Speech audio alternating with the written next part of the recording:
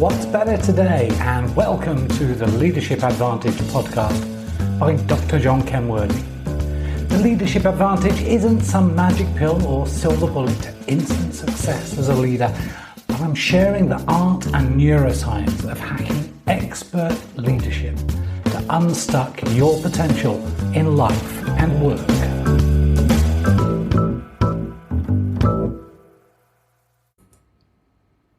Hey there, and welcome to this week's edition of the Leadership Advantage podcast. And in the past couple of weeks, I've been discussing about using online learning and talking to many organisational leaders.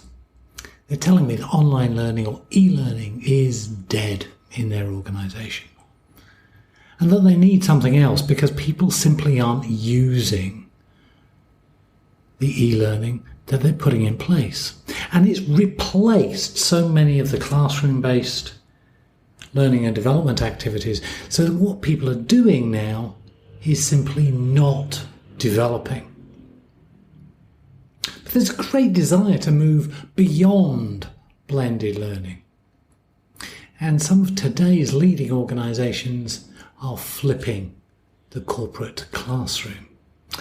Are you getting sidelined? Let me throw up some startling statistics. The Henley Business School Corporate Learning Survey in 2016 shows that the desire for online-only executive development remains very low, at less than 12% of senior leaders and high potentials. Their desire for project-based learning and development has stayed steady at around 33%, a third of senior leaders and high potentials like project-based learning and development, which is pretty similar to their desire for experiential-based workshops, just less than 30%. But blended learning, where we are using classroom, sometimes experiential and online, is gaining in popularity, up to about 43%. But classroom-based learning, traditional classroom workshops, are increasing in popularity. Nearly half of the senior leaders and high potential surveyed would prefer that. But what has been surprising is that a whopping 66% of senior leaders and 56% of high potentials would much prefer to be coached than any other learning method. But this isn't what organisations are providing. Why are so many corporates adding more online-only programs in a bid to save money at the expense that learners will continue to dislike it as a method? 62% of corporates plan to offer online learning in 2017. Meantime, of technology-assisted learning that is used, 67% are accessing via a mobile device. That's according to LinkedIn's 2017 Workplace Learning Report. And another organisation, World Hub Learning in Australia, looked at trends in 2015 showing that Australian companies at least were balancing face-to-face, online and on-the-job training, noting that at least 70% of learning and development involved some face-to-face development. The British organisation, the CIPD, also in 2015 noted the trend towards more in-house made programs with significant growth in the use of in-house coaching, also on e-learning and on-the-job training. Organisations are seeing that coaching, in-house mentoring and buddy schemes, together with the on-the-job training and increased use of mobile learning, in particular, in a blended format with face-to-face training, will dominate as the most effective methods. So the demand for blended learning continues to increase, but will this be developed entirely in-house? If you are in the business of delivering face-to-face training and are neglecting the use of technology, you are soon going to find yourself hunting for ever smaller scraps of work. Even the lucrative speaking business is taking a major hit, with a big drop in demand for external conferences and events. So why the hype and massive investment in something like online learning that appears to be less than popular? Well, it helps us to consider a brief history of how we got here. On the show notes for this week's episode, I've done a little timeline diagram, but let me describe it a little briefly. Because technology that supports learning is evolving at an ever-increasing rate, and organisations are very quick to adopt new tech as soon as it becomes available. And nowadays, the choice of tech is massive, and it's confusing, and it's not always what the learners want to use. Way back in the 1980s and early 90s, the very early days of computer-based training, or CBT as it was known then, perhaps it was the novelty that made people excited to use and complete CBT courses. And let's face it, CBT has been around since the 1960s, but very few people had their own computer. And CBT was taken inside classes or computer rooms with a technology teacher around who would help out when needed. Meantime, the Open University in the UK teamed up with the BBC and started broadcasting courses on television and radio in 1971. And distance learning took off, enabling students from anywhere in the world to study for a degree at home. The 80s saw the dawn of the first Mac and then the IBM PC, and people began to buy and use a PC at work and at home, first with VisiCalc, then Lotus 123. Finally, non-technically minded people could use and benefit from this technology, and everyone got very excited about how books would be replaced by computer books, and the universities began to take the ARPANET, the forerunner to the internet, seriously for collaborative research. Then, in August 1991, the real opportunity for what we now know as e-learning began. Yes, Bryan Adams was top of the Billboard charts, but perhaps more importantly, the World Wide Web was open to the public. Email began to take off, and computer-based training became e-learning in 1999. The very first course delivered over the web came from Penn State University.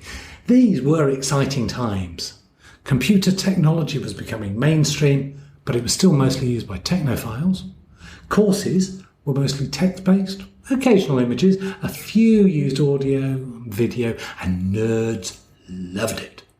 Schools built computer labs, and universities were predicting the death of the classroom lecture. But streaming was nigh impossible. In the 20noughties, businesses adopted e-learning and rolled out courses to train workers. Online courses rapidly evolved from text-based through a brief detour through three-dimensional virtual reality environments to audio and video. And then, in 2008, Facebook took off and social learning became the in thing. Whilst the iPhone had opened up the possibilities for the smartphone in 2007, it wasn't until 3G networks were ubiquitous that mobile learning began to have a real impact, and the online world for learning took another spin, and the possibilities of M-learning were explored. Now, in the late 20-teens, MOOCs, massive online open courses, are the fad of the moment, together with M-learning and combining this with social learning and the fairly recently minted term bite-sized learning. When I first created my first e-learning course back in 1988, strictly speaking, it was still called CBT then, there wasn't much choice about what tech to use or formats. To modern standards, it was very crude and used text on black and white monitors using ICL computers. But by 1991, we could begin to use bulletin boards and communicate live using ARPANET. Today, the choice of tech you can use, formats and possibilities is dizzying. Yet even millennials tell us that they prefer classroom-based teaching and books over ebooks. The technology makes everything possible, including virtual worlds in three-dimension space, and even as you stand at the front of a classroom to teach, every single participant will have their phone on and often 2 or 3 devices, and they will be distracted by incoming messages and alerts. People willingly consume streaming video and play interactive games, scroll through hundreds of inane updates from friends, but deliberately learning using these devices, nah, not so much. In part, because of the massive information overload that everybody now faces, bite-sized learning is showing signs of being a winning approach. When your audience has the attention span of a goldfish, you need to design learning in tiny little bites. But how small, though, is the right size? You'll have watched some TED Talks. They've become exceedingly popular, and they last a maximum of 18 minutes. Long enough to get a message across, and short enough to get enough context, examples and review included. It's based on avoiding cognitive backlog. And done well, an 18-minute TED-style talk is one approach that is working. But even 18 minutes is too long for many users. Some professionals in this field are striving for the sub-5-minute lesson. That's all well and good when your learner has the self-discipline to go onto whatever platform you choose and go there to learn for even 5 minutes. It's not that learners are not motivated to learn. They are, just not sufficiently so to make time to do so. Not when there is 1,000,001 other things demanding their attention, many of which require little cognitive effort, and our brains love to avoid effort whenever possible. Meantime, learners still enjoy classroom-based learning and projects and experiential workshops, and most of all, coaching. Essentially, all are learning activities that are driven by a teacher, facilitator, or coach at a given time with specific objectives and tasks, and learners need to schedule time away from other things that distract. It seems that learners prefer to have someone else drive what and how they learn. Maybe this is a hangover from the education system, or maybe it's laziness on the part of learners. But self-starters who choose when and how they learn are few and far between. Simply providing the resources to learn is not enough. Learners prefer to be told when they will learn and what they will do in order to learn, and have someone direct that activity. Classroom-based learning and required book reading are terrifically popular, but alone they rarely produce the business results and learning transfer that are needed and desired. Experiential learning, work-based projects and coaching do produce the business results, but one-to-one executive coaching alone is expensive. Supervising and coordinating work-based projects is expensive. Experiential workshops are expensive. And you know, online learning could support all of this, but few people want to use it. So how? How does an organisation leverage technology to keep costs down whilst providing learning and development in a way that participants prefer and that produce the results for the business? Well, that's why we need to flip the corporate classroom now. Currently, there are 4 almost separate learning worlds. Classroom-based learning, which is preferred by about 44% of senior leaders and high potentials for the well-known benefits of personalisation, networking and getting out of the office. Project-based learning and learning in action gets far better results for the business, and almost as many people prefer that type of approach. Then there's online learning, which promises many benefits for the administration and the business, but is simply not the mode of choice for many. What they do want is coaching. A whopping 66% of senior leaders and 56% of high potentials want coaching because it is both personal and powerful and private. But what if we provide learners with what they want through coaching, utilising technology to provide this in a way that benefits them and the business with experiential learning and workplace-based projects? Flipping the corporate classroom by leveraging technology for what it is good for, whilst providing learners with the format they want, brings these four worlds of learning together, led by good coaches and supported by coaching trained managers, utilising online technology to flip the corporate classroom with a strong focus on learning in action, individually, or better still, in project groups. Drip feeding the learning and development over time in bite-sized segments to steadily increase the impact on learning and the impact on the business. See, in the traditional corporate classroom, the event is all before the learning event.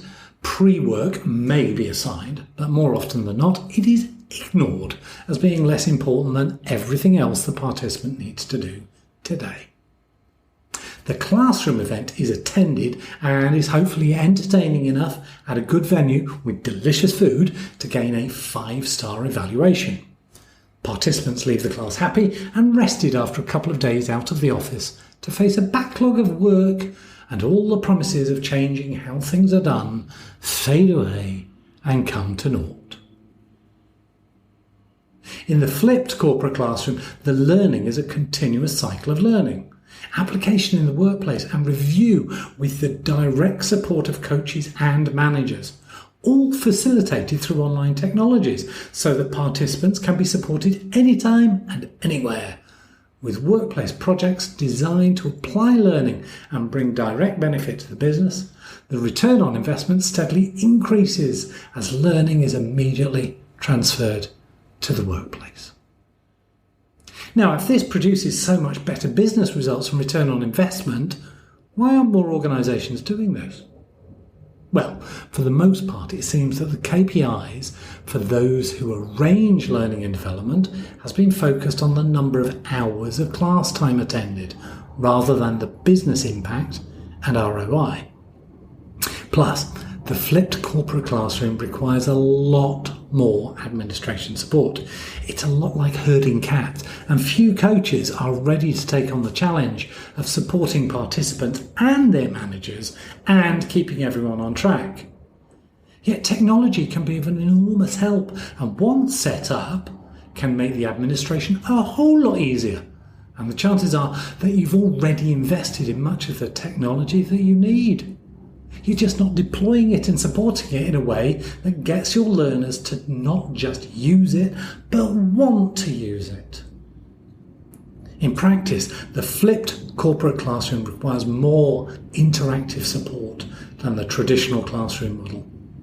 That is, it means more work for both the facilitators and the development team and the sponsors. But then, that may be why the traditional classroom approach doesn't work.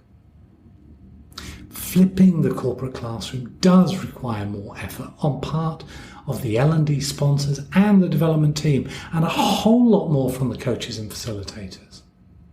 But that's because we need to take away the unnecessary burdens from learners so that they can actively participate and be guided to ensure the business gets the results and the learners enjoy the process. If you want to improve the business impact and ROI of your learning and development, it's time for a revolution. It's time to flip the corporate classroom now. Get in touch with us. See how we can help you. Discuss what you need to do in your organisation to get your learning and development to deliver on the business impact, the learning transfer, and the return on investment that it so richly deserves.